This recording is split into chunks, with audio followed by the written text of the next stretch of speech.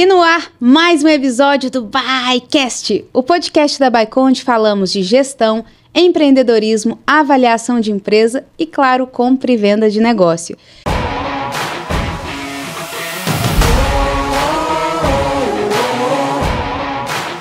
E seguindo o nosso mês, que é um mês que vamos homenagear as mulheres empreendedoras, nada melhor do que ouvir uma história genuína de estagiária a diretora, e vai ser a história da Ellen, que a gente vai absorver, aprender, entender como que a resiliência, o tempo e a determinação a gente consegue chegar no sucesso e no futuro. Seja muito bem-vinda, tá, minha querida Ellen? Obrigada. Obrigada pelo convite. Eu me senti lisonjeada e acompanho já o ByCast já tem um tempo. E parabéns pelo trabalho, parabéns por dar essa liberdade, né, para nós mulheres vir contar a nossa história. Obrigada, viu, Rafa? E é uma história que vai inspirar muitas pessoas, tá, Ellen? A gente vê muito hoje essa necessidade de imediatismo, as pessoas buscando coisas muito rápidas. Sim. E quando a gente depara com a realidade, e falando da realidade corporativa, a gente vê que é muito diferente. Sim. Você não vai sair da faculdade como um diretor, você não vai sair da faculdade de medicina como um cirurgião, mas sim tudo isso é construído e todos esses elementos colocados, né, no lugar certo e com o tempo, aí sim você consegue, de fato, né, respirar o sucesso, ter algo ali que traga muito sentido, né, para uma jornada como a sua. E é justamente isso que a gente queria ouvir. Como ser uma estagiária há 20 anos atrás e conseguir aí um cargo de direção em uma das maiores clínicas de imagem e diagnóstico de Minas, uma grande referência, autoridade que tem sido até vista por grandes empresas, né, como possibilidades de expansão, de crescimento. Então, um trabalho muito árduo que você fez, né, ajudou a construir nesses últimos 20 anos. Conta pra gente um pouco dessa jornada. Então, eu falo que quando a gente para refletir a jornada, é muito prazeroso e muitos desafios, né? Não é tão simples. Você iniciou muito bem. O cargo hoje que eu ocupo, independente do nível de direção, um cargo de liderança, você não conquista de um dia para o outro. Então, existe uma trajetória. E a minha trajetória, eu sempre fui muito dedicada e, às vezes, um pouco ousada ali, sabe? Em buscar o conhecimento, de ter interesse e também aproveitar ali das pessoas que eu tinha como espelho, das pessoas ali que eu via que tinha algo diferente, que brilhava os meus olhos. Então, acho que a gente tem que aproveitar também essas pessoas que incentivam a gente, que motiva para você ser igual a elas ou até melhor que elas. Então, eu tive uma oportunidade, eu tive várias pessoas assim, envolvidas na minha trajetória que eu tenho muito que agradecer, né? E aí, eu consegui aproveitar estes momentos. Eu sempre gostei da área da saúde. A área da saúde, né, tem até um ditado, né, que assim, quem ama... Ama e odeia. É isso mesmo, né, eu amo ou odeia. Uhum. Eu amo. Então, eu trabalho na área da saúde, até antes de ser estagiária do CEDOS, eu atuei muitos anos no Hospital Biocor. Lá, para mim, também foi uma escola. Então, eu pude aplicar conceitos, métodos, processos que eu aprendi no Hospital Biocor na Clínica CEDOS. Uhum. Então, você já teve essa visão de pegar a parte boa de um hospital referência, né, um grande hospital. Isso. E quando você tem a oportunidade de ir para uma rede de clínicas, você via ali um mar de oportunidades que você poderia aplicar. Isso. Mas não foi fácil, já não chegou sendo diretora. Não foi fácil. E é isso que a gente quer agora desmistificar um pouco. Uhum. Que é muito romantizado, né? Eu sou diretora, eu sou gerente. Mas as pessoas esquecem que o bastidor, a construção é algo que leva tempo. Eu queria que você detalhasse, então, essa jornada mesmo, né? Os primeiros episódios, o que você viu, né, como uma oportunidade, os desafios que foram trazidos em cada uma das etapas da sua construção corporativa, para a gente ir desmistificando isso. E o ponto mais importante, as pessoas acham que só o fundador da empresa é o empreendedor, Mas quem está ali há 20 anos, como você e várias outras pessoas que estão fazendo o negócio, esses também são empreendedores. Os intraempreendedores, né? Então, eles empreendem dentro do negócio, Sim. mas é um movimento, é uma mentalidade totalmente de empreendedor, buscando melhoria, buscando performance. Isso. E isso é muito bom ver em uma pessoa como você, né, que é corporativa em carreira, mas empreendedora em atitude. Então, conta pra gente, Ellen, como que foi desafios desde lá do início. Vamos voltar os 20 anos. Linha do tempo. Linha do tempo, pra gente ver ali as oportunidades e desafios de cada uma dessas etapas. Então, contei já um pouquinho lá do Hospital Biocor, né? Eu atuava lá como técnica em radiologia, fui para a Clínica Cedos como estagiária. Enxerguei várias oportunidades de melhoria e ali eu, junto com as oportunidades de melhoria, eu via que tinha oportunidades para crescimento. Eu enxergava ali no time que às vezes as pessoas não tinham aquela curiosidade, o interesse, principalmente interesse, de melhorar algo, né? De entender como que funcionava determinado processo. Então, eu fui começando a organizar, sem interesse nenhum, sem interesse de... Mas isso como uma função de estagiária para qual área? Uma função de estagiária em radiologia. Técnica mesmo? Técnica, totalmente operacional, técnica, operando maquinário, atendendo clientes. E aí, a parte da radiologia, a parte de regulamentação, a legislação, ela é intensa. E a gente é muito fiscalizado. Então, tem essa fiscalização rotineira, vigilância sanitária, tem um CONTER, tem um CRTR, que são os conselhos que regulamentam a área. Então, tudo é muito controlado por causa da radiação.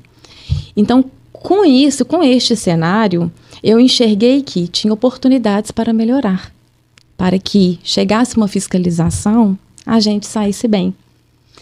E com isso, eu fui adquirindo conhecimento. Na trajetória, eu concluí o curso, né, e fui contratada para técnica em radiologia. Então, de estagiário, eu fui para técnica em radiologia. Na época, Rafa, é interessante, porque as pessoas falavam assim, essa área é uma área que você não vai conseguir vaga, é uma área que já está lotado, é uma área desafiadora. E eu falei, gente, é o que eu gosto. Porque você já tinha a visão da saúde. Eu já tinha essa visão. E sabia que não era só o gostar junto com essa oportunidade que você via, poderia trazer algo muito promissor também. Isso. Eu já tinha uma visão, já enxergava lá na frente o que eu queria. Eu chegava ali para trabalhar, eu via aquelas oportunidades e ele gerava uma ansiedade. E essa ansiedade é interessante, porque quando a gente começa, a gente não tem muita maturidade e gera aquela ansiedade. Só quer fazer. E ali depois a gente vai aprendendo, né, que opa, vai devagar, não é assim. Isso também é uma oportunidade de você fazer autocrítica e falar, não, peraí, vamos ir devagar, né? Vamos respeitar o processo ou criar um processo para a gente conseguir alcançar determinado resultado. Então, eu formei em técnica em radiologia, fui contratada como técnica em radiologia, fazia os exames, atendia os pacientes ali na área assistencial. É muito gratificante, porque cada cliente ali tem um perfil, né? E você, trabalhando com a saúde, eu penso quão desafiador porque é vulnerável, né? A pessoa não está indo ali no spa, não está indo ali para receber um atendimento. Ela está extremamente... Não está indo ali comprar algo. Exato. Isso. Então, assim, a pessoa que trabalha na saúde, ela ainda tem que ter esse cuidado maior. Isso mesmo. Tem que ter uma visão ali, uma visão de empatia, né? Se colocar ali, às vezes você vai dar um bom dia, você não recebe um bom dia, mas a gente tem que se colocar no lugar do outro, porque em algum momento ela pode estar sentindo uma dor, né? Ela está ali para pesquisar, para ter um diagnóstico. Então, atuei, né, como na área assistencial, fazia exames de imagem. No Hospital Biocor também eu realizava exames de imagem. E aí, aproveitando as oportunidades, quando tinha uma fiscalização, eu colava ali nos coordenadores, nos gestores, para entender. Eu estudava fora do trabalho para entender mais e falava, gente, olha, vamos fazer dessa forma. Eu busquei um entendimento, um conhecimento, acredito que dessa forma seja melhor. E como foi com a equipe, Ellen? Porque tudo aquilo que é diferente, tudo aquilo que começa a sair do básico, do padrão, que é o que as pessoas gostam, embora elas queiram muito, mas fazem pouco, como que foi isso naquela equipe de estagiários, de pessoas novas, ver um perfil incomodado com coisas que poderiam ser feitas melhores, que é uma grande habilidade do empreendedor. Ele fica Sim. incomodado com aquela coisa e vai buscando melhoria. É um desafio. É um desafio porque você é vista, às vezes, como... Ai, ela está querendo aparecer, ou então está fazendo algo ali, já existe uma hierarquia, mas, Rafa, eu acredito que seja uma qualidade, primeiro se colocar no local do outro e o respeito ali da hierarquia. Né? Então, essa trajetória, em momento algum, eu tive um conflito ali com o líder imediato. Eu sempre fui o apoio e respeitando aquela hierarquia. Sabendo que um momento, uma hora, ia chegar a minha oportunidade. Como aconteceu. Sem gerar um conflito ali, né? Até a gestora que trabalhava lá na época, ela foi embora para Espírito Santo. E aí, o que aconteceu? A empresa deu uma oportunidade para assumir um cargo de supervisor. Aí, de técnico para supervisor em radiologia, aí eu comecei a cativar, trazer o time para mim. Então, você não operava mais e você começou, então, a ter um pequeno time de liderados. A ter um pequeno time mesmo. Era um time de em torno de 6 a 7 pessoas. Uhum. Né? Mas como cativar, né? Tinha técnicos em radiologia que eram muito mais velhos, muito mais experientes que eu. Mas eu olhava ali e falei assim, olha, ele é experiente na parte técnica, mas na parte organizacional, na parte de gestão, eu acredito que eu posso ajudar mais, contribuir mais. E aí eu fui cativando com a humildade. Gente, vamos organizar, vamos fazer acontecer, vamos pegar isso aqui, a legislação fala isso, vocês estão junto comigo e tal. E assim foi crescendo, foi formando. E interessante, porque a radiologia, ela é um time muito forte, muito unido. E eu tenho um orgulho assim, muito grande de falar assim, olha, todo time que começou lá de 6 a 7, hoje está em torno de 20 a 25, né, só de operadores da radiologia, e muitos desses profissionais estão atuando ainda lá como técnicos. Né? E, Rafa, e é interessante que no mundo ali dos operadores técnicos, né, não só da Clínica Cedos, como eu trabalhei também no Hospital Biocor, um ou outro que tem a habilidade e que tem o interesse de trabalhar na parte administrativa. Uhum. E a fome de crescer, né? E a fome de crescer. Às vezes a gente tem uma dificuldade para fazer uma promoção. Né? Então, assim, eu vou ali, eu opero, eu realizo, trabalho minhas horinhas e vou embora e descanso. E a gente sabe que o cargo de liderança não é só você ter uma autoridade. Né? O cargo de liderança é você inspirar. O cargo de liderança é você conquistar as pessoas para o quê? Trazer resultados, objetivos comuns. Né? Então, de coordenadora, eu senti a necessidade de fazer um curso superior. Aí eu fiz o curso superior em radiologia. Na faculdade, abriu mais o leque. E aí surgiu uma outra oportunidade. Surgiu a oportunidade de passar para o cargo de gerência. Então, isso levou quanto tempo? Isso levou em torno de 6 a 7 anos. 7 anos? Isso, não foi simples, tá? 7 anos, um trabalho árduo, Trabalho árduo. Saindo da sua zona de conforto, porque até então, a referência acadêmica que você tinha era radiologia. Você não tinha esse entendimento profundo em gestão de pessoas, gestão de processos, resultados. Não. Isso tudo você também se abriu a querer aprender. Querer aprender. Então, a trajetória é em torno de 7 anos, assumi o cargo de gerência. De gerência de radiologia da rede. De gerência já da unidade, de gerência da empresa. Ah, sim. De gerência da empresa. Da empresa. Então, do cargo de coordenação, eu fui para a gerência de todas as unidades. Que aí eram quantas unidades nessa época? Nessa época era 4.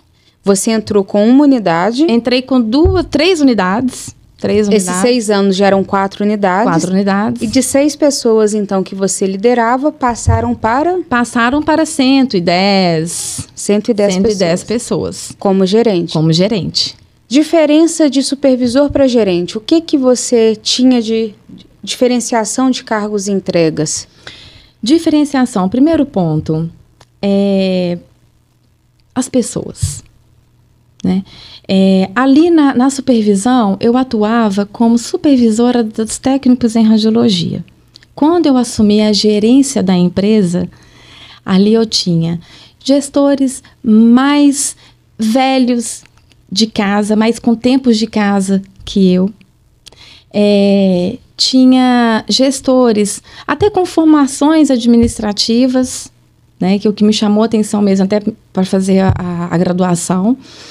E o número de pessoas. Uma coisa é você fazer a gestão ali de 7, 6, 10. E depois você passa para 110. Uhum. E de uma clínica onde o proprietário, ele sempre teve a visão de crescer. De crescimento, de qualidade, de atendimento humanizado. Então, quais foram esses desafios? De buscar o quê? O conhecimento.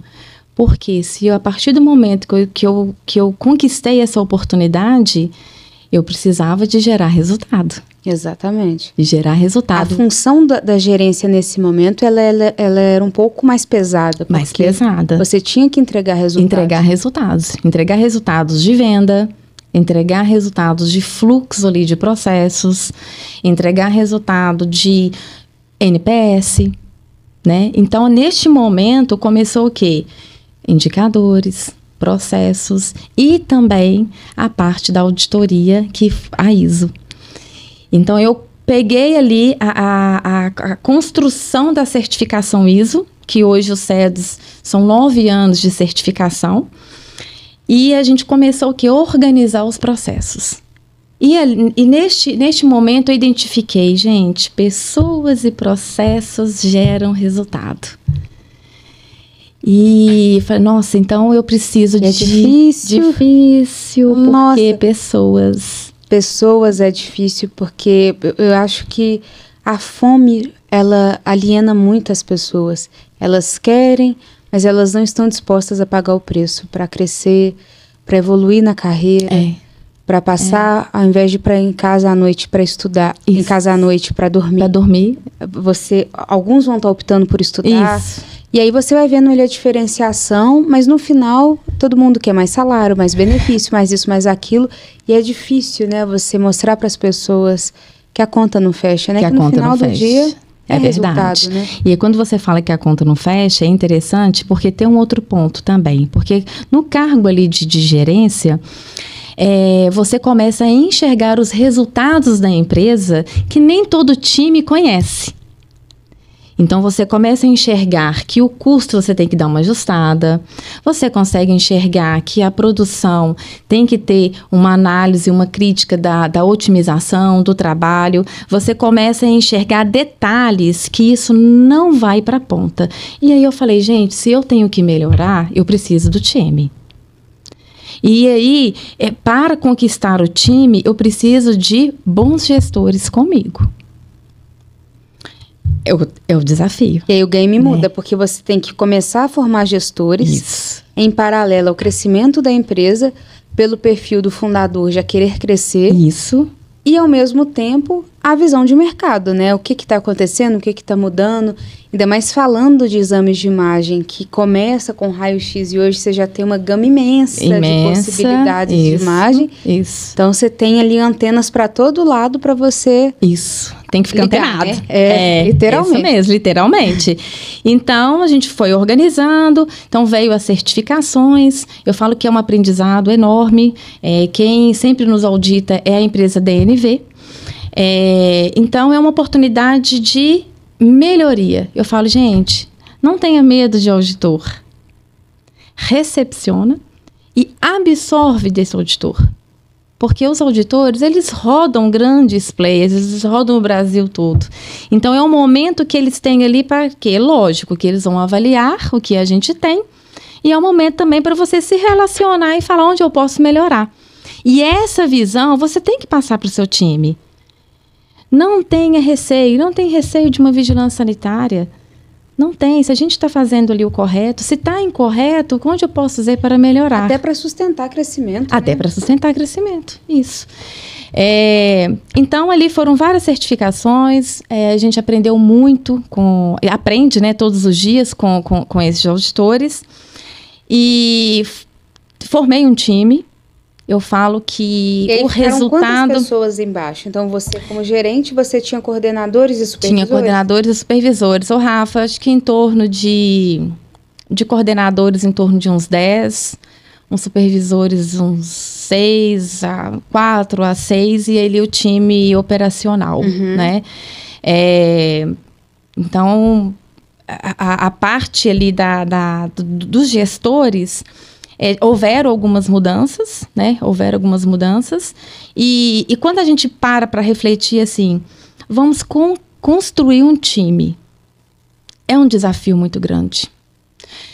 Porque, vamos contratar caráter. Num processo seletivo, ali é difícil você definir, você olho a olho ali e falar assim, será que tem um bom caráter? Porque é 1 hora, né? É 1 hora. Você precisa de resultado. Como que você fica ali um processo de meses? Isso. Então, e você vai estar trabalhando com pessoas, igual a gente falou no início. Você está com um paciente em vulnerabilidade. Então, é algo que não pode ser escolhido de forma aleatória. Tem que ter ali mínimos padrões aceitáveis, porque é a sua empresa ali prestando um serviço para um paciente, né? Paciente. Exatamente. Isso. E aí a gente foi construindo, com o apoio, lógico, do RH, né? Então, construímos um time, e é um time que são líderes que têm vontade. Eles têm vontade. Isso é muito bacana, sabe? Gente, olha, o desafio é esse. Nós vamos ampliar mais uma sala. Então, vamos fazer acontecer. Vou para a ponta, deixa eu ver como que vai funcionar. Então, aí é prazeroso. Porque você tem ali um gestor que, às vezes, ele não tem todo o entendimento, mas ele tem vontade. Ele tem vontade. E aí veio um próximo desafio, que junto com esse desafio, pós-desafio, é onde eu fui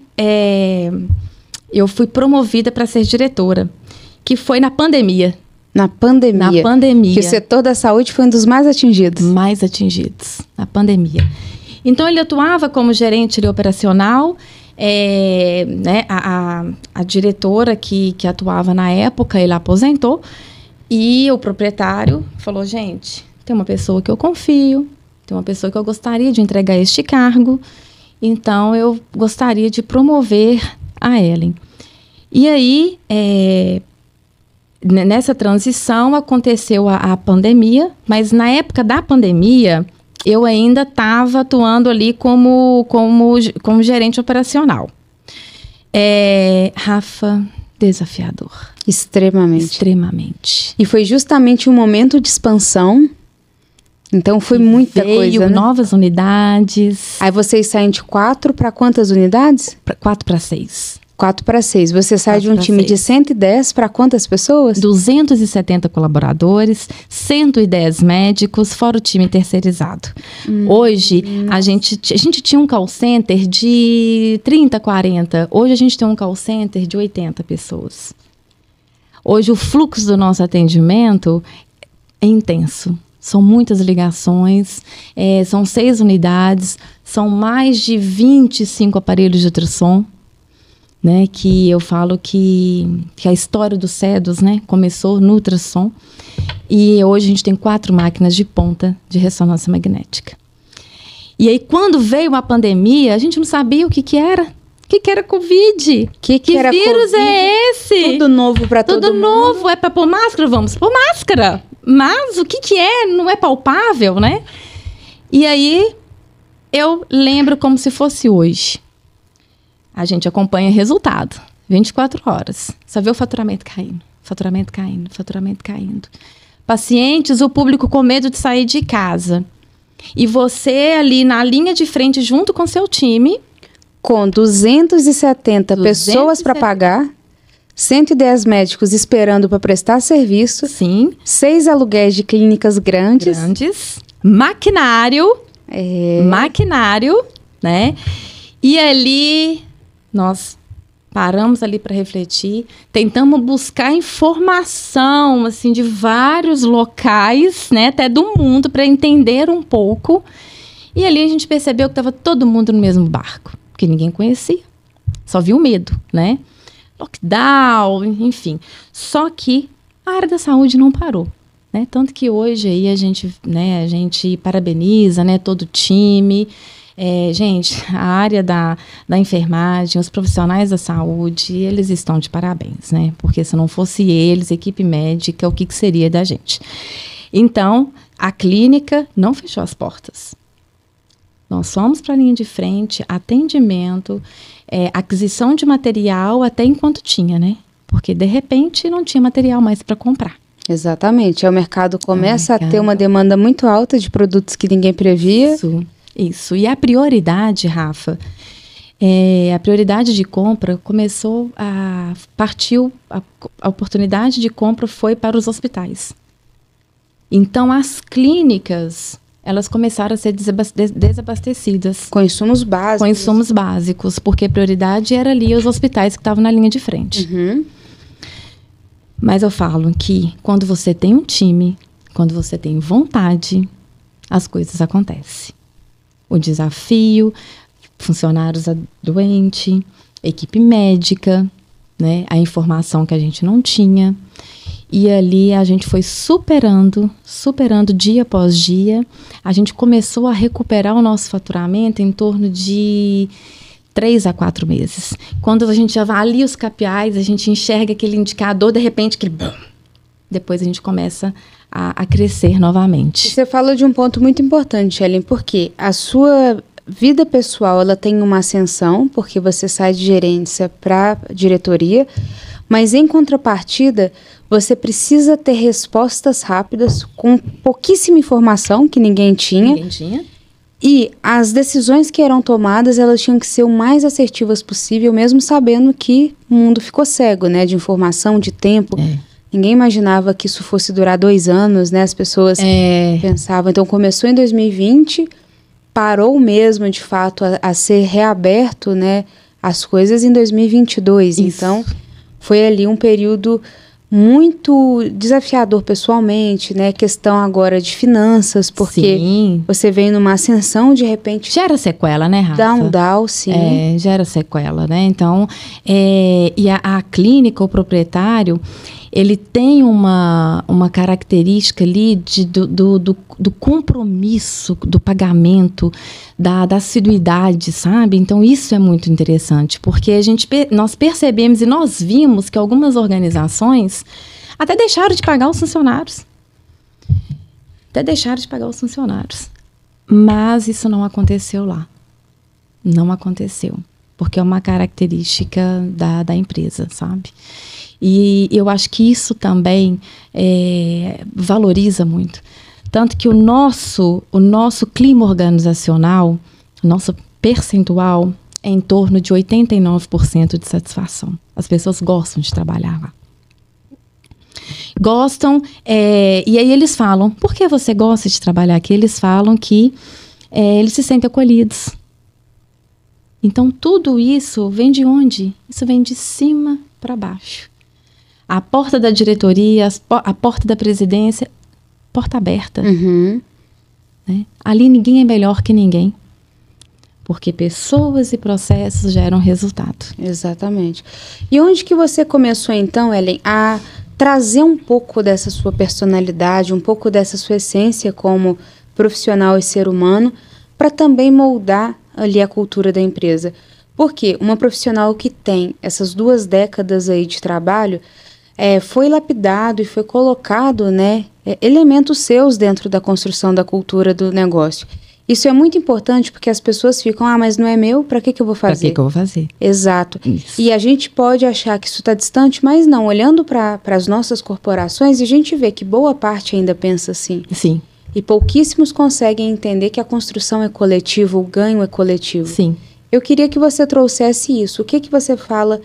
Isso daqui foi algo que eu consegui somar. Eu via, por ter vindo da base, que isso faltava, que isso daqui precisou ser trazido ali de um tom mais direcionado, né, para a diretoria da empresa, para poder também responder. Comenta para a gente, então. E quando você fala da cultura, eu tive a oportunidade, eu fiquei 2 anos na Fundação Getúlio Vargas, para entender mais sobre organização, né? Porque aí nesse período da pandemia aí aconteceu a transição, aí eu fui promovida para diretora e aí eu fiz o MBA, fiquei 2 anos na Fundação Getúlio Vargas, onde eu pude entender que a importância da cultura, como modificar algo, né? Porque a partir do momento que você está ali, uma empresa que hoje está praticamente 50 anos, né? Na verdade, praticamente não. Este ano, o SEDES completa 50 anos de história. 50 anos, meio século. Meio século. Meio século.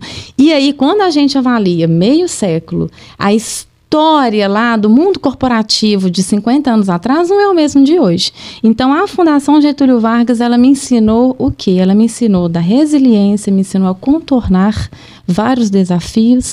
Ela me ensinou da gestão de pessoas, né? Mas eu sempre brinco. Falei, gente, você pode ser doutora em gestão de pessoas, mas você ainda vai apanhar muito. Vai. Vai apanhar que muito. É algo que não tem um manual, não tem manual, né? Que é o ser humano. Então, eu aprendi muito na Fundação Getúlio Vargas. E aí, como eu fui adaptando isso na empresa? Eu falo que a Fundação Getúlio Vargas, ela me ensinou a ser resiliente. A gente tinha aulas, a gente tinha dinâmicas ali que você tinha que levar a sua realidade para você discutir. Então, eu tinha várias realidades. Eu aproveitava ali a oportunidade e falava, gente, eu estou com uma situação aqui, então vocês vão me ajudar aqui. Né? E na minha sala tinha advogados, tinha administradores, tinha engenheiro, e todo mundo com a mesma ânsia, todo mundo com a mesma vontade. Então, ali, a gente discutindo, cada um com seu case de sucesso, cada um com seu conhecimento, e eu pegava aquilo dali e aplicava na empresa, junto com o meu time. Né? E aí nós fomos adaptando processos, criando novos processos, para que a clínica se tornasse ainda mais reconhecida. Né? E nós conseguimos isso. Nós fizemos uma pesquisa, porque a visão do SEDES era ser reconhecida como a melhor empresa em medicina diagnóstica até 2020. Uhum. Essa foi a visão que você criou Essa foi a visão que a gente criou lá atrás. E nós alcançamos. A gente contratou uma empresa de consultoria e nós alcançamos isso. Então, assim, foi um sucesso. E aí, quando a gente avalia, faz a análise do perfil epidemiológico da empresa, e ali a gente fala, o SEDES hoje não está localizado só aqui em BH, né? O SEDES está localizado na região metropolitana. Só que a gente atende pacientes da região metropolitana de Bambuí, Igarapé, Ibirité, Sarzedo, né? Então, abrangiu muito. Abrangiu muito.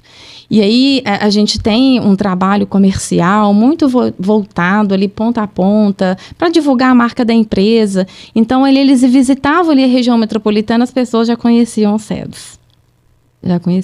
Sensacional. Muito bom.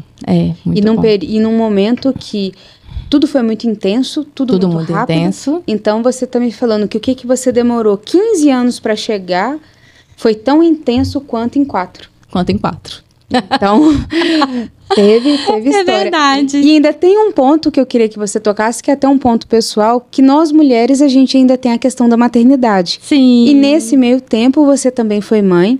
E, obviamente, sem colocar a mulher como um sexo frágil, como Sim. essa coisa feminista que, na minha opinião, às vezes peca muito, né? Por bandeiras, por coisas que ficam pesadas. Uhum.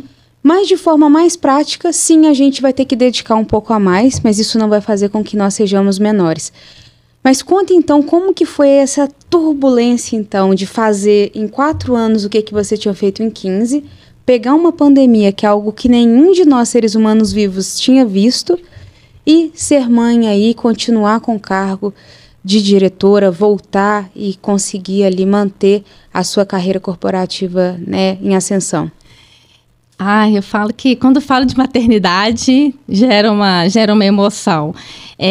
Eu sempre fui muito dedicada ao trabalho, então as pessoas me enxergavam como trabalho. Uhum. Pessoal, Ellen, você casou, tem quanto tempo de casamento? X anos. Nossa, mas você não vai ter filho, a sociedade cobra, Sim. né? Mas eu acho que você nunca vai ter filho, que você trabalha demais. E chegou um momento, né, que eu conversei com meu marido, enfim, falei, não, acho que agora é a oportunidade da gente engravidar. Só que foi muito rápido. Foi muito rápido. E assim, Rafa, melhor coisa da vida. Melhor coisa da vida. E aí, a maternidade com o trabalho. E ali nós que estamos ali na linha de frente, mulheres, empreendedoras, né, que a gente também tem que cuidar do lar. E aí eu parei e falei assim, gente, será que eu vou voltar com a mesma energia?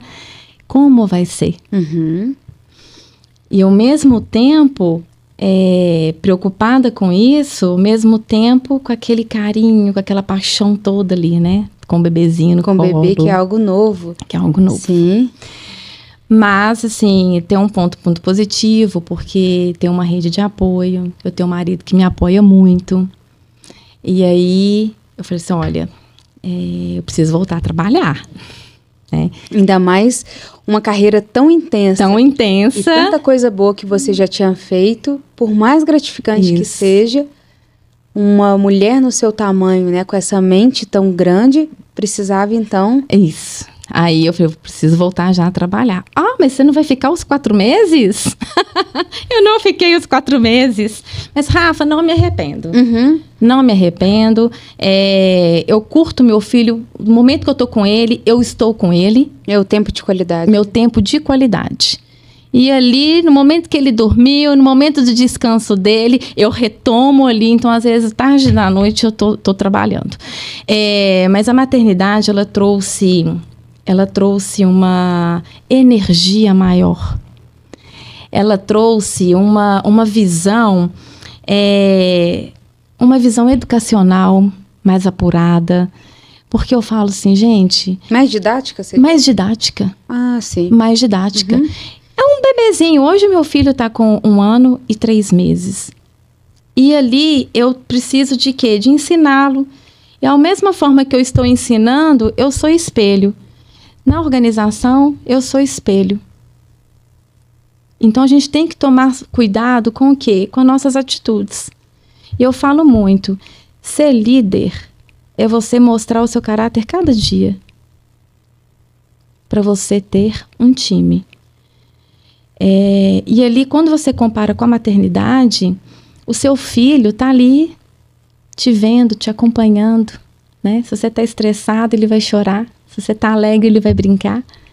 É assim no trabalho. Então, por isso que eu vejo que uma das principais características é a resiliência. Todos nós temos problema.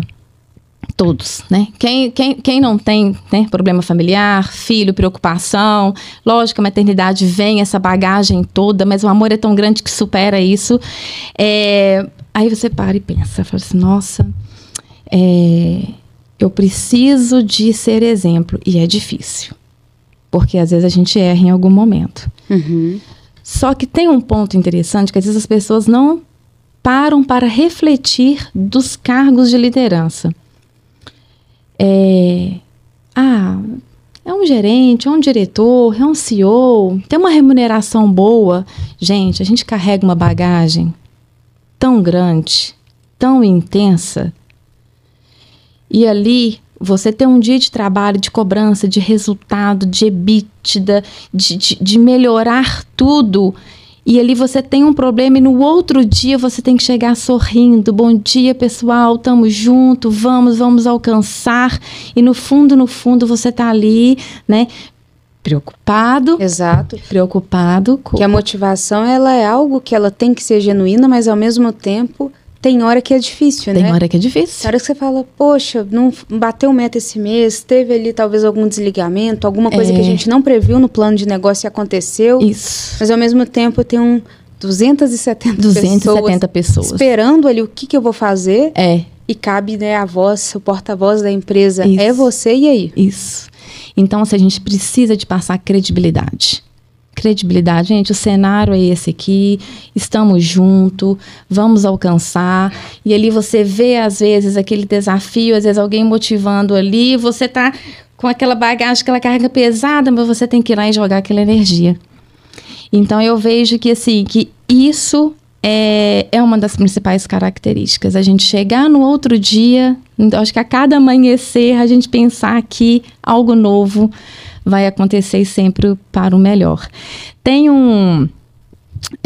na FGV, tem um case, assim, não é um case, né? É uma dinâmica, na verdade, que eu falo que, assim, eu levei isso para a vida. Você tem uma esponjinha, então a esponja vai ali sugando. E no nosso dia a dia, o papel do líder é esse. Você suga conflito, depois você aperta um pouquinho, né? Consegue resolver. Você suga ali resultados, que você tem um desafio para fazer boas entregas. É um desafio de negociação, de compras, né? O mercado aquecido, enfim. Mas quando você solta, a esponjinha ela vai voltando e ela fica bonitinha.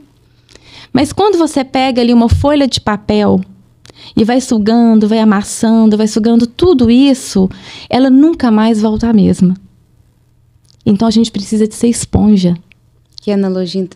Esponja. Sensacional. Sabe? A gente precisa ser esponja. A gente suga, mas a gente volta ali pleno. Volta ali pleno, recuperado, renovado. Porque se você não volta, você passa isso para o seu time. Então, a dificuldade para você alcançar resultado é muito maior. Exatamente. É muito maior. Sensacional. Então... E isso que você traz, Ali, é muito interessante, porque muitas pessoas estão no seu papel, que são as intraempreendedoras, os intraempreendedores, que são pessoas que têm esse DNA empreendedor, estão fazendo acontecer, mas não necessariamente você precisa ser seu, porque já é seu. A história é sua, a construção é sua, o legado é seu. E onde que eu percebo que muitas pessoas têm esse ego bobo, né, de mas eu não vou dedicar porque não é meu. Como não? Como é seu? não? Nós somos donos. Como não é seu? Isso, você faz a gestão do seu próprio negócio. Exatamente. Quem paga a conta, quem paga o salário, somos nós. E se tudo der certo, todo mundo ganha, né? Isso é muito interessante porque eu ouvi uma vez que eles falaram, por que tem pessoas da Apple que ganham salário mínimo e outros que ganham multimilhões de salários, esquecendo o fundador. Eles falam justamente isso, aqueles que entenderam o jogo, que tudo no final é de todos, é onde que está essa diferença. Mas a Apple paga salário mínimo? Sim. Para quem tem uma mentalidade um pouco mais escassa, estou aqui para fazer este trabalho, é apenas isso que eu faço, tá, Ellen? Vou fazer mais do que esperado, porque você me contratou para isso. Vou dar meu horáriozinho, eu tô indo embora. Soltei a canetinha às 6 horas da tarde, e de fato isso é reflexo, né? O número, a nossa remuneração, a nossa posição social, ela é reflexo da nossa entrega. E você traz com muita sutileza isso. Leva tempo.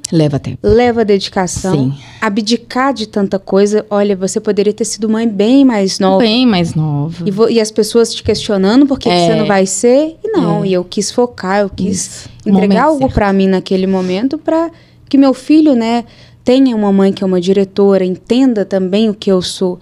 E isso tudo é uma história muito inspiradora mesmo para várias pessoas que estão aí. Ellen, posso te fazer um desafio? Ai, Rafa! Vai ser bom, hein? Vamos lá, Rafa. Então, ótimo. Então, deixa eu Bora. E agora eu vou te fazer perguntas que são perguntas que eu queria que, em poucas palavras ou em uma, você tentasse me resumir o máximo aquela essência. Pra gente tentar, assim, ser o mais profundo possível. Essa é a Rafa. Mas são perguntas boas, hein? Vamos lá. Me fala, então, em uma palavra, como que você descreve a sua jornada intraempreendedora?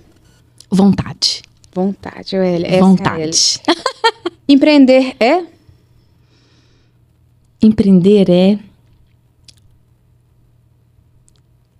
Empreender é gerar resultados. Gerar resultados. Gerar resultados. Eu gosto muito disso também. É, gerar resultados. No final é o resultado que a gente deixa, isso. Né? Não é a vaidade. Não é a vaidade, não é o ego. que a gente está entregando. Não é ali o trâmite, não é esse processo, é o que você está entregando. Excelente. Uma palavra, o maior desafio de ser uma mulher empreendedora. O maior desafio... Nossa... O maior desafio, acredito que seja, talvez... Nossa, Rafa. Maior desafio em ser uma mulher empreendedora. Onde que só a gente sabe que tá doendo, que de fato tem ali muita resiliência para ter, paciência. Qual que é o maior desafio? Olha, o maior desafio é você superar... Eu acho que você superar as decisões difíceis. Por quê? O posto de liderança, ele traz solidão, tá? Porque às vezes você não é convidado para determinados eventos, às vezes você tem que tomar decisões que vai contra ali o time. Você ser líder, você tem que tomar decisões difíceis. Então, para mim, é um desafio grande superar aí essas coisas. Exatamente. É. E o não, ele precisa ser dito. O não precisa ser dito. E você aprende com isso, tá? Eu tinha dificuldade para falar não. Tinha muita dificuldade. Eu recebi vários feedbacks sobre isso. E ali eu fui fazendo minha alta avaliação, refletindo. Eu falei, nossa, eu preciso de melhorar nisso. E ali você precisa falar não. Exatamente. Para você garantir que o coletivo sobreviva. Isso. Exatamente. Isso. Que no caso vai ser bom para todo mundo, né? Mas como explicar? Exatamente. Isso. A maior conquista empreendedora? O dia que você falou assim, uau. Uau. Olha, a maior conquista empreendedora foram várias, Rafa. Eu falo que eu sou muito grata por todos os resultados entregues, por todos os indicadores ali alcançados. Todas as certificações, várias consultorias passaram para dar um feedback ali para gente. É tão bom quando vem gente de fora, né? E fala, olha, tá bacana, continua nessa direção. Então, isso para mim é muito satisfatório. Sem dúvida, né? É um trabalho diário, árduo, mas... Isso. Que você respira. Quem que é a sua maior inspiração empreendedora? Olha, na verdade, na minha jornada, se passaram várias pessoas. E eu tenho uma inspiração, que é meu pai. O meu pai, ele era comerciante. Que legal. Comerciante. O meu pai, ele era comunicativo e ele tinha um coração muito grande, ele era uma pessoa acessível e o meu pai, ele é meu grande inspirador. Que lindo, É uma pena que ele não está aqui hoje, sabe? Mas eu falo que tem várias qualidades, assim, tem várias histórias que eu falo. Obrigada, meu pai, por ser sua filha. Uhum.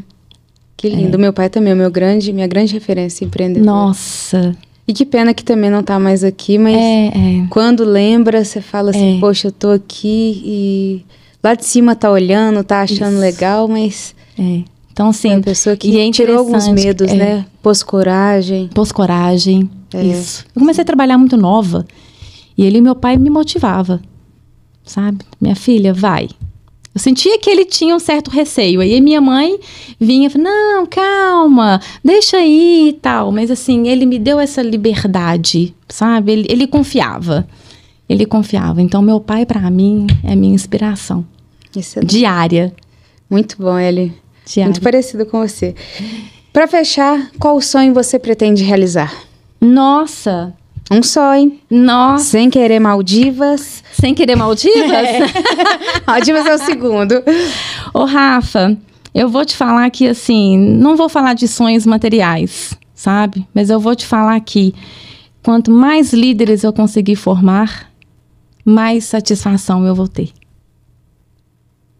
Sabe? Mais satisfação eu vou ter. Curta, profunda e genial a sua resposta. Quanto mais pessoas você conseguir formar, melhorar, qualificar, o mundo naturalmente fica melhor.